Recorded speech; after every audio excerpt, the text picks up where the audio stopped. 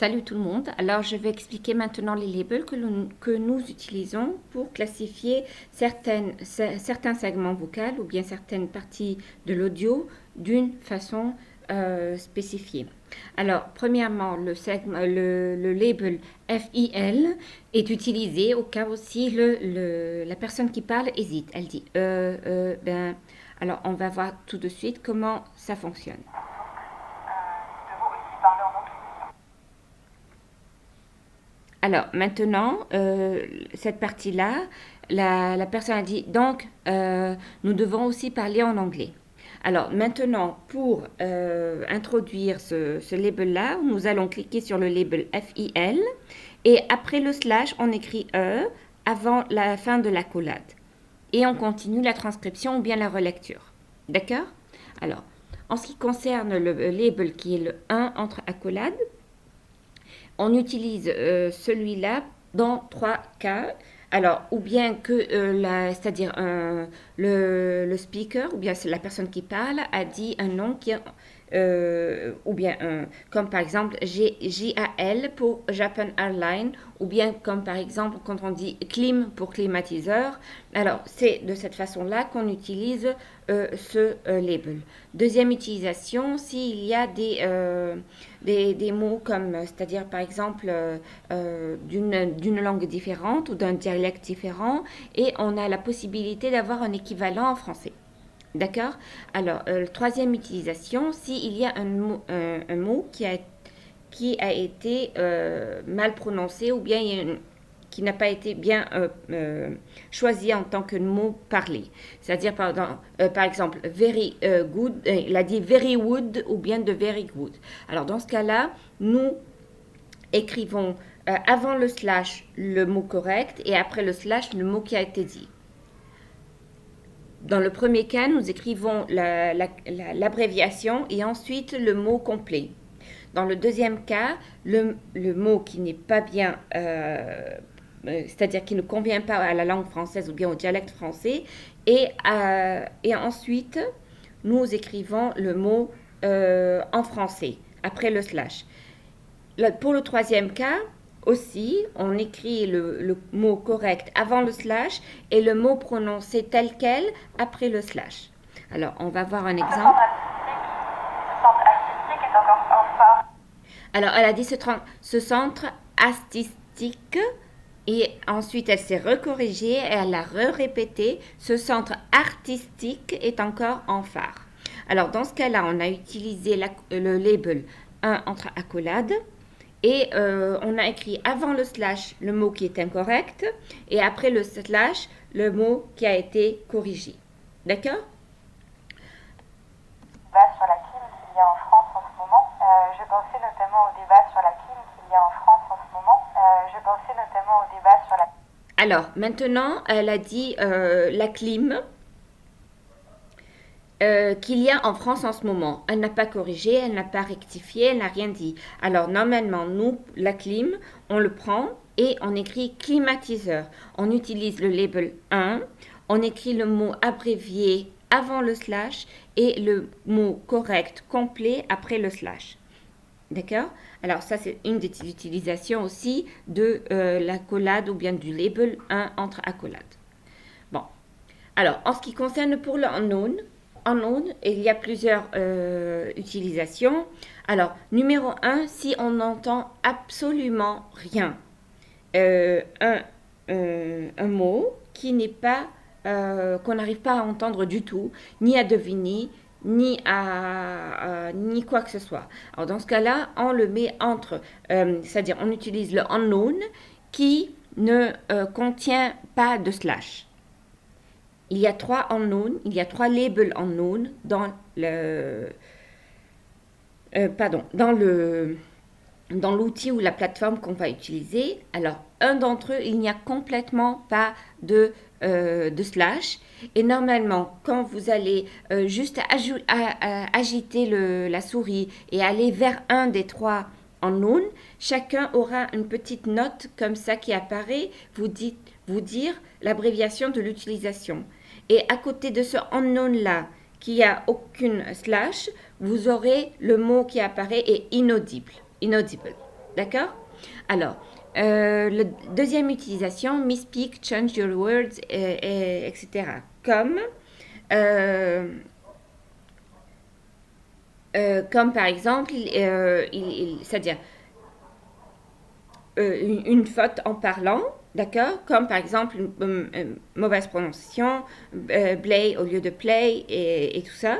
Ou bien une autre utilisation aussi de ce label, au cas où si on se répète, c'est-à-dire le speaker se répète, je suis allé à l'école. Je suis allée à l'école. Alors, dans ce cas-là, le jeu est répété. Alors, le jeu, on le met entre le ang. S'il dit, par exemple, notre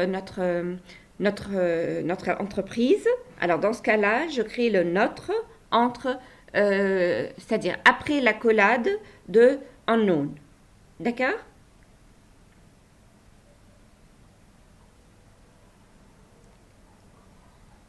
S'il y a un mot que j'arrive à deviner et je l'ai entendu, il n'est pas clair, mais j'arrive à deviner, je le mets avant le slash.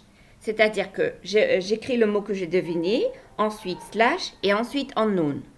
D'accord? Alors, la différence entre les deux, c'est-à-dire là où il y a le unknown, un slash avant et l'autre un slash après, le slash avant, c'est ça, c'est là où si je peut deviner le mot qui n'est pas clair. Le slash après, c'est quand j'essaye de rectifier la prononciation d'un certain mot qui a été dit. D'accord? Bon, on va voir un exemple. Je vais désigner un officier pour les accompagner chaque jour, afin qu'ils aient un visage familier tout au long de leur vie. Très bien. Alors, afin, et elle a dit un mot complètement pas clair. Je ne sais pas si c'est du français ou pas, si c'est une expression ou quoi que ce soit. Tout ce que j'ai entendu jusqu'à chaque jour afin, elle a dit quelque chose, et ensuite familier tout au long de leur visite. Et dans ce cas-là, j'ai utilisé le unknown là où il n'y a pas de slash.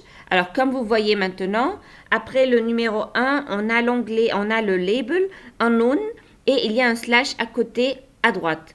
Alors, c'est pas celui-là que je vais utiliser si un nom que j'en entends pas bien. Si je n'entends pas bien un mot, j'utilise celui qui est le label qui est sans slash, ni avant ni après. Alors, un autre exemple. Sur le marché et d'augmenter les ventes, évidemment. Donc, tout ça dans le but de renforcer notre position sur le marché et d'augmenter les ventes, évidemment. Donc, alors, ici, elle a dit dans le but de renforcer notre position sur le marché et d'augmenter les ventes, évidemment. Alors, là, il y a une certaine répétition. On utilise le unknown là où il y a un slash après, celui qui est le premier. Et on l'utilise aussi au cas où il y a une répétition, notre position sur le marché. D'accord? Et je l'utilise aussi s'il y a un mot qui n'est pas clair, mais j'arrive à le deviner. Alors ça, c'est au cas aussi... non, désolé, je m'excuse. Ça, c'est au cas aussi il y a une malprononciation ou bien si il y a une répétition. Le dernier unknown, des fois, il n'est pas actif, il faut faire attention.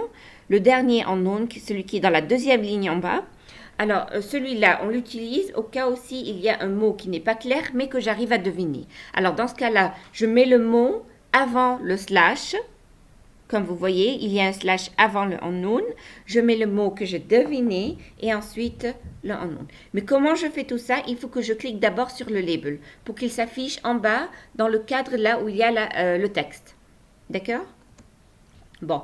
Au cas aussi, il y a une personne qui rit dans un segment que j'ai choisi. Dans ce cas-là, je clique sur le label LGH. D'accord? Et c'est là que je mets c'est-à-dire, c'est là où est située la personne qui rit, d'accord, ou bien qui sourit. C'est-à-dire, par exemple, lui, comme ça.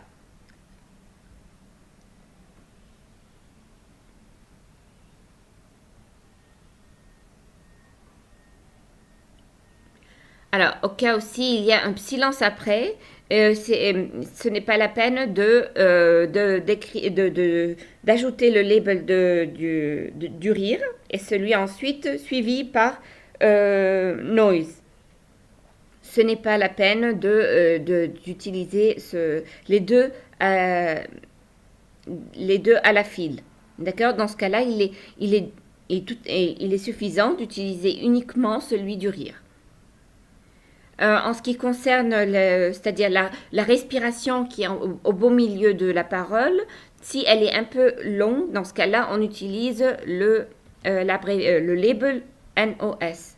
Alors, NOS, au cas où il y a plusieurs, c'est-à-dire c'est utilisé s'il y a beaucoup de bruit, ou bien s'il y a un parti silencieux, comme je viens de vous dire, au cas aussi une respiration un peu longue, ça fait une sorte de pause. Dans ce cas-là, on utilise ce label-là. Alors, ACK, ça vient du mot acknowledge, c'est-à-dire qu'on dit ah oui, très bien, oui c'est vrai, tout ça, ce sont des équivalents de consentement pendant la parole.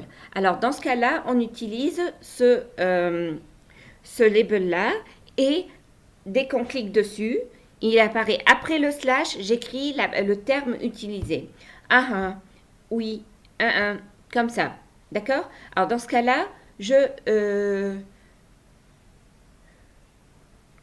j'écris le texte tel qu'il est, mais il doit être compréhensible en tant que consentement dans la parole. Alors, maintenant, j'ai expliqué tous les labels et on verra dans une autre vidéo le règlement de l'utilisation de la transcription et la relecture.